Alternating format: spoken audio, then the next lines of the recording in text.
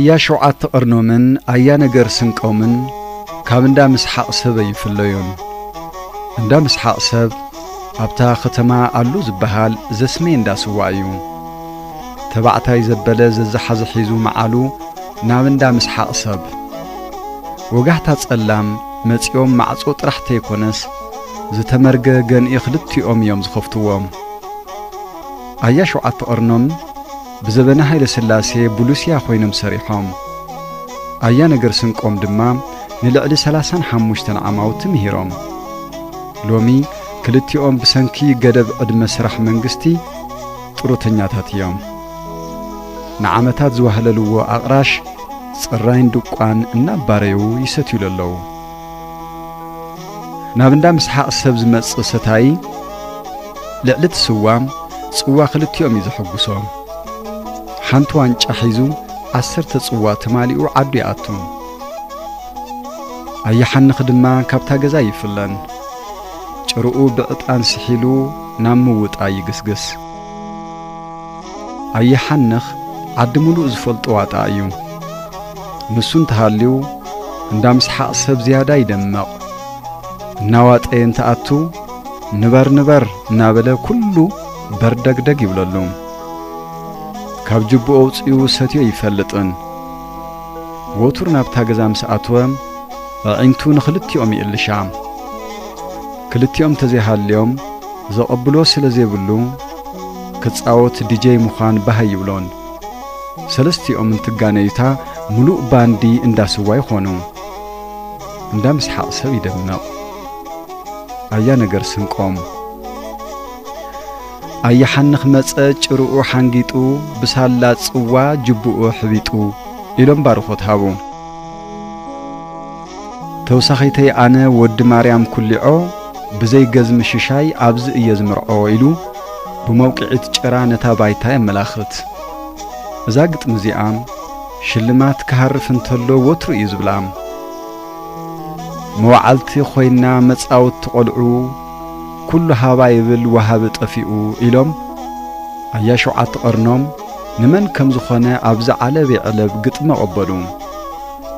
ብቁልትን ስዋን ዝሓዘ ኣባል ካቢኔ እንዳስዋ ደድሕሪ ተለላ ግጥም የጣቐ ብሸውዓተ ቀርኒ ክንደሻዕ ክንውጋእ ሓዲኡ ትውለድ ዓዲ የለን ሰጋእ መጋእ ይፈልጦ እየ ሸይጣን ሸውዓተ ይቐርኑ ንኹሉ ረኪብሉ ኣብ ዘበን ስልጣኑ ዝብል ግጥሚ አያ ነገር ስንቆም ተሰምዐ ኣያሓንኽ ደገመ ቀጸለ ኣያሓንኽ ኢልኩም ዝሃብኩምኒ ስመይ እንጀራ ይውጸልኩም ተወንጢሑ ዕድመይ ንዓስክንዓ ብዘምስል ብኽልተ ኢዶም መመላኸትዎ አያ ሸውዓተ ቀርኖም ማዕጺድ መን በሊሑ ማዕጺድ መን ጎተመ በሉኸስ ንቐጽል ነገር ካብ ጣዓመ ተባሃለ ኣቕሓ ዘይጣዓመ ምስ ሰለስተ እጋሩ ሰብኣይ እዩ ስሙ ሰብኣይ ከም ሃገሩ በሉ አያ ነገር ስንቆም ጎረጭ መሰበሉ እንዳ ምስሐቅ ሰብ ፍጡር ብስሐቅ ፈረሰ መንደቕ ገዛውን ነቐዐ ሓሬት ማይ ተከዘ ዝመስል ድቋ ተሰተየ አያ ሸውዓተ ቀርኖም መልሲ ኸሃቡ መዕጎይ ይደግሙን ናኺራይ ዘብዝሐ ዝራቢዕ ዓድና ክሳብ ተስታይ ዝኾን ናሓሉ በቤትና ግጥሚ ብሰሐቕን ጣዒትን ተጸምበለ ገዛ ስዋ ሃገግ በለት ግርምብያለ ብኣቕራሽ ኢትዮጵያ ተደከረ መዕጉርቶም ብስዋ ክትርጋዕ ዝበለ አያ ነገር ስንቆም ዓምሓም ዱባይ ኮነን ከይትዕሸውታ ሸሎኻ ኣይስሙ ኣብ እንዳ መሸታ ዝብል ንብዙሓት ግር ዘበለ ግጥሚ ቀበሉ ኣያሓንኽ ዝሃብዎ ይቕበል ተቐቢሉ ይሰድድ ካልእ ግጥሚ ክሳብ ዘቐብልዎ ነታ ኣብ መወዳእታ ዝተዋህበቶ ይደግም ግጥሚ እምበይ ዳዊት ደጊሞ ይፈልጥን ኣቕራሽ ካብ ገንበሩ ናብ ጅቡኡ ምስግጋር ድማ ኣይርስዕን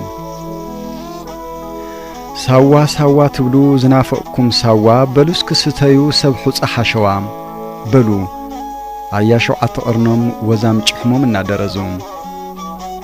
بدولاب كورماج رئيس زخور كومو ብዕሪር ስደዱልና ክሳብ ዝሕከሙ ዝብል ግጥሚ ዝሰምዐ ሰታይ ትዋሒሉ ፈረሰ ሸውዓተ ቅርኖም ንሰብ ነገር ምንካእ ድሕሪ ጥምቀቶም እዩ ጀሚርዎም ይበሃል መልሓስ አልቦ ዓጽሚ ኣብ ጽኑዕ ትነብር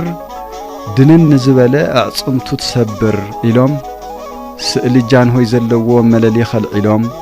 ክልተ ሻብ ኣውረድሉ ኣየሓንኽ ተሸለመ ስዋ ተሰተየ ጽዋ ተጸገበ ሰሓቕ ደመቐ ትንፋስ ሃምኣ እናበለት ትቕኒ ሕይወት ይቕጽል